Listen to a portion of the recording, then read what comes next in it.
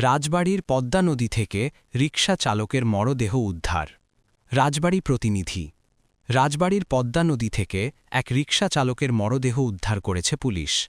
সকালে সদর উপজেলার উড়াকান্দা এলাকার পদ্মা নদী থেকে মরদেহটি উদ্ধার করা হয়। নিহত ওই রিকশা চালকের নাম লিটন খাঁ। সে সদর উপজেলার বরাট ইউনিয়নের রাধাকান্তপুর এলাকার আক্কাস আলী খাঁর ছেলে। পুলিশ জানায়, শনিবার দিবাগত রাত 10টার সময় রাতের খাবার খেয়ে একটি জ্যাকেট পরে রিকশা নিয়ে বের হয় লিটন খাঁ। এই সময় তিনি পরিবারকে বলে আসেন ভাড়া নিয়ে দূরে যাচ্ছে, বাড়িতে আসতে দেরি হবে। ভোরে পদ্মায় তার মরদেহ ভাসতে দেখে পুলিশে খবর দেয় স্থানীয়রা। খবর পেয়ে পুলিশ মরদেহটি উদ্ধার করেছে।